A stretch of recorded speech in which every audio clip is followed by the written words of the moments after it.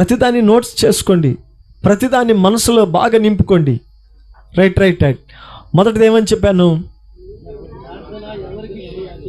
తర్వాత ఏమని చెప్పాను? ఎవరి ప్రార్థన దేవుడు వింటాడు. ఎవరి ప్రార్థన వింటాడు?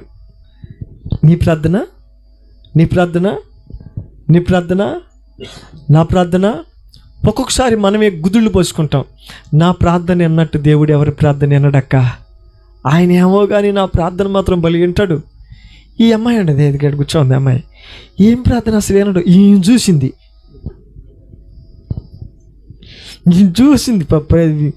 మీరు పోయి చూశారు, ఆయన వింటున్నాడు వినలేదని. నీకు ఎందుకురయ్యా, నువ్వు జాగ్రత్త పడేమి, ఇది చెడు కాలం, ఊరుకొని ఉండు. అసలు నా ప్రార్థన దేవుడు ఆలకించాలి అని అంటే మూలమైన విషయాలు నాకు తెలిస్తే, ఆ మూలమైన సంగతుల మీద నిలబడి చూస్తే నా ప్రార్థన దేవుడు విన్నాడా వినలేదా అని అర్థమైపోద్ది. దీనికి మీకు 5 విషయాలు చెప్తాను. దేంట్లో ఎవరి ప్రార్థన దేవుడు వింటారు అనేదానికి 5 ప్రాముఖ్యమైన సంగతులను మీ ముందు పెట్టదలుచుకున్నాను. నెంబర్ 1, యూదా పత్రిక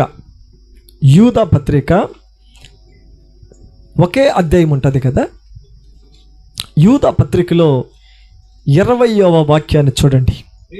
ప్రియులారా, మీరు విశ్వసించు అతి పరిశుద్ధమైన దాని మీద మిమ్మల్ని మీరు కట్టుకొనుచు పరిశుద్ధాత్మలో ప్రార్థన చేయుచు నిత్య జీవార్థమైన మన ప్రభువు యేసుక్రీస్తు కనికరము కొరకు కనిపెట్టుచు దేవుని ప్రేమలో నిలుచున్నట్లు కాచుకొని యుండుడి అని చెప్పాడు.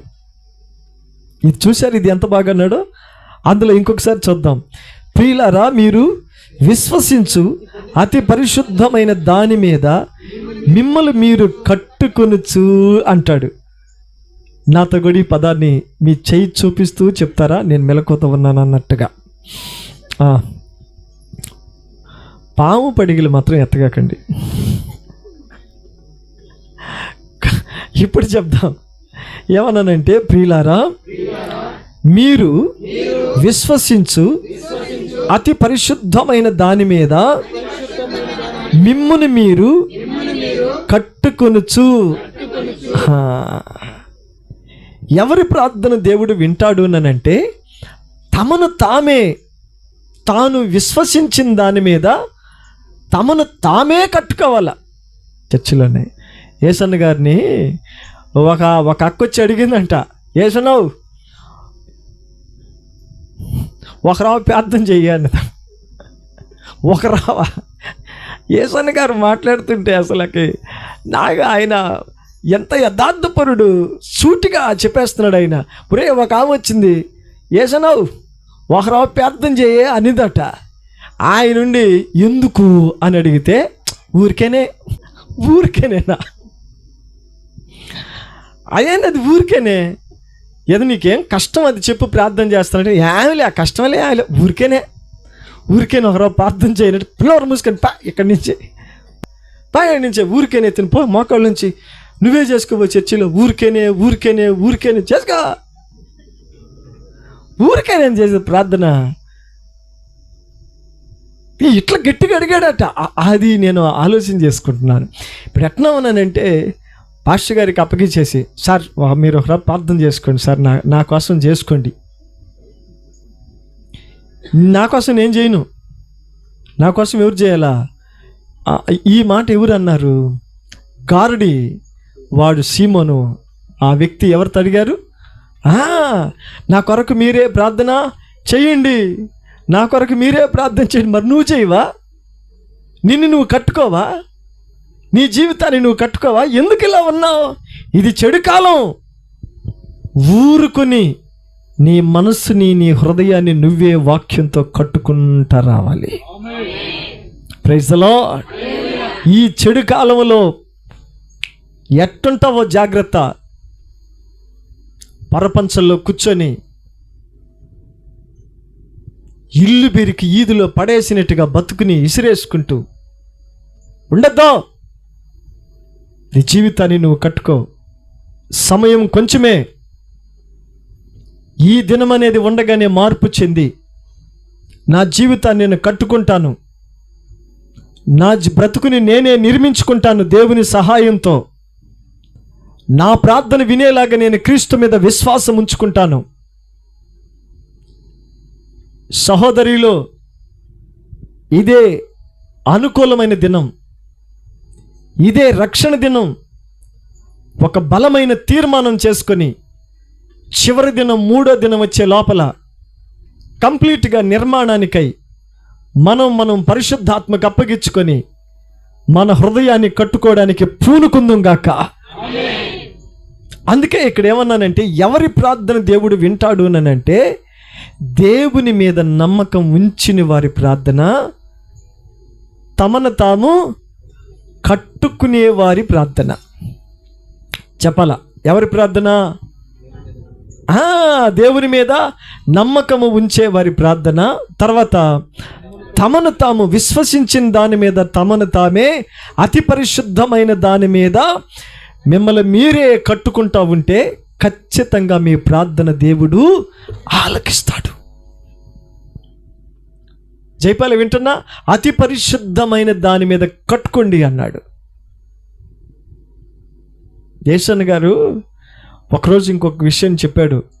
తాగుబోతుడు ఒకడు సీసాలని పోగేసి దాంతో ఇల్లు కడుతున్నాడంట. ఇల్లు కడుతున్నాడు. తాగిన ప్రతి సీసాని గోడ మీద ఇటుకరాయి పెట్టినట్టుగా పెట్టి పెట్టి పెట్టి పెట్టి పెట్టి ఎన్ని సీసాలు తాగాడో అన్ని సీసాలతో ఒక చిన్న ఇల్లు కట్టి, చూడ ఎన్ని సీసాలు తాగానో అని అన్నాడంట.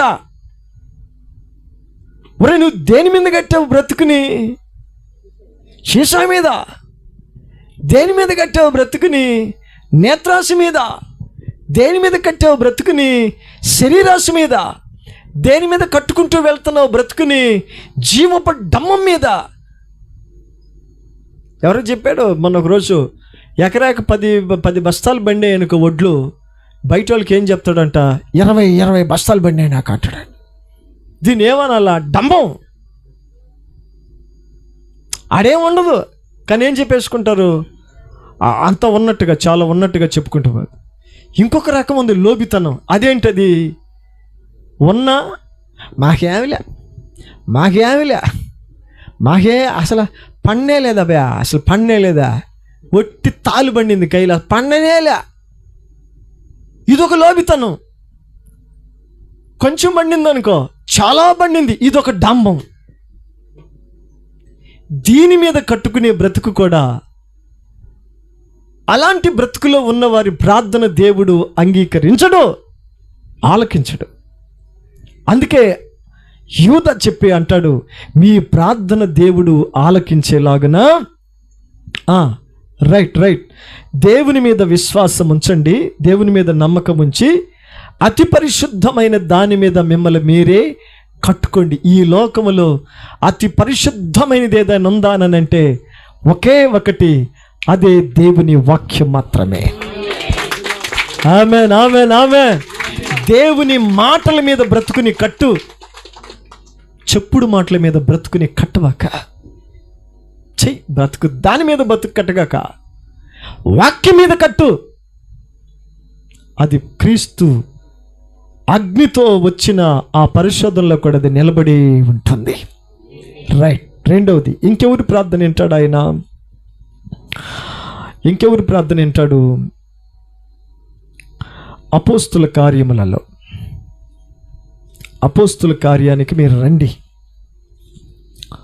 మీ బైబిల్ తీసుకోండి, 10వ అధ్యాయం చూడండి. చదువు మొదటి వచనం నుంచి. ఇటలీ పటాలం అనబడిన పటాలములో శతాధిపతి అయిన కొర్నేలి అను భక్తిపరుడు ఒకడు కైసరియలో ఉండెను. అతడు తన ఇంటి వారందరితో కూడా దేవుని యందు భయభక్తులు గలవాడై ఉండెను. ప్రజలకు బహుధర్మము చేయుచు ఎల్లప్పుడూ దేవునికి ప్రార్థన చేసేవాడు. స్తోత్రము. 4వ వచనం, కంటిన్యూ 4 దాకా. పగలు ఇంచుమించు 3 గంటల వేళ దేవుని దూత అతని యొద్దకు వచ్చి కొర్నేలి అని పిలుచుట దర్శనమందు తేటగా అతనికి కనబడిను. అతడు దూత వైపు తేరి చూసి భయపడి ప్రభా ఏమని అడిగెను. అందుకు దూత, నీ ప్రార్థనలను నీ ధర్మ కార్యాలను దేవుని సన్నిధికి జ్ఞాపకార్థంగా చేరినవి. దేవునికి స్తోత్రము. హల్లెలూయా. ఎవరి ప్రార్థన వినబడిందంట? దేవుని నమ్మాలని ఆశ కలిగిన వారి ప్రార్థన. చెప్పాలి, ఏమని రాసుకుంటారంటే, దేవుని నమ్మాలి అనే ఆశ కలిగి ఉంటుంది ప్రాణము. ఆ ప్రాణము చేసే ప్రార్థన ఖచ్చితంగా దేవుని సందులో చేరుతుంది. నేను దేవుని తప్ప ఇంక దేని మీద నమ్మకం పెట్టలేనబ్బా. నేనే కాదు, నా భార్య కానీ, నా బిడ్డలు కానీ, నా ఇంట్లో పుట్టిన వారందరూ. అంతెందుకు, అబ్రహాము దగ్గరికి వెళ్దాం. అబ్రామే కానీ, షారే కానీ, ఇంట పుట్టిన దాసులే కానీ, ఒక హాగరు ఇస్మాయిల్ని పక్కన పెడితే మిగతా వాళ్ళందరి ఒకటి ఉంటుంది, దేవుని మీద నమ్మకం ఉండాలనే ఆశ. ఆ ఆశ కలిగిన వాడు కన్న బిడ్డనైనా ఇవ్వడానికి వెళ్ళాడు, బలిపీఠమును కట్టాడు. అది బయట, అది మనసులో కూడా, గుండెలో కూడా బలిపీఠమును కట్టుకున్న వ్యక్తి అబ్రహాం. అందుకే అబ్రహాము ప్రతి ప్రార్థన దేవుని రాజ్యంలో వినబడతా వచ్చింది. నా ప్రియ కుమారులు, మూడో సంగతి, మీరు కీర్తన భాగం లోపలికి రండి. ఇందులో మూడో విషయం, కీర్తన భాగంలో 32వ కీర్తన 6వ వచనం. 32వ కీర్తనలో 6వ వచనాన్ని అందరూ తీసుకోండి, మీ బైబిల్ తీసుకొని 32వ కీర్తన 6వ వచనం. కావున ఏమన్నారు? నీ దర్శన కాలమందు భక్తి గల వారందరూ నిన్ను ప్రార్థన చేయుదురు. విస్తార జల ప్రవాహములు పరలు వచ్చిన నిశ్చయముగా అవి వారి మీదకి రావు అంటాడు. ఇక్కడ ఎవరి ప్రార్థన వింటాడు దేవుడు అని చెప్పారు? భక్తి గల వారి ప్రార్థన. చెప్పాలి, ఏమి రాస్తారు ఇక్కడ? మొదటిది ఎవరి ప్రార్థన? దేవుని నమ్మి పరిశుద్ధమైన దాని మీద జీవితాన్ని తమ జీవితాన్ని కట్టుకుంటూ వచ్చిన వారి ప్రార్థన. రెండవది దేవుని నమ్మాలి అనే ఆశ గల వారి ప్రార్థన. మూడవది భక్తి గల వారి ప్రార్థన. రైట్, మూడోది ఏమని చెప్పాను? భక్తి గల వారి ప్రార్థన. వీరి ప్రార్థన ఎట్టుంటుంది, ఎంత బలంగా ఉంటుందంటే, విస్తార జల ప్రవాహములు పొరిలి వచ్చిన నిశ్చయముగా అవి వారి మీదకి రావు. అంత కట్టడి చేసే ప్రార్థన. జలమును కట్టడి చేయడానికి మనం దేని వాడతాం? మట్టిని, రాళ్లను, లేదు పలు రకాల చెట్ల కొమ్మలను, ఇంకేవో వగైరా ఇలాంటి మెటీరియల్స్ని తీసుకొని వచ్చి ప్రవాహంగా వస్తున్న వాటి నీళ్లను అడ్డుకోవడానికి అడ్డుకట్ట వేస్తాం. కానీ ఇక్కడేమన్నాడు అంటే, ప్రవాహ జలములు, నిందలు, అవమానాలు, నిష్ఠూరాలు నీ మీదకి ఒక ప్రవాహంగా వస్తున్నా వాటన్నిటిని అడ్డగించడానికి నువ్వు వాడగలిగే ఒకే ఒక మెటీరియల్, అది కూడా చెప్పలేము దానికోసం, మహిమతో కూడుకున్నది ఒకటే, భక్తి గల వారి ప్రార్థన. మరి ఎంతమంది ఒప్పుకుంటారు దీనికి?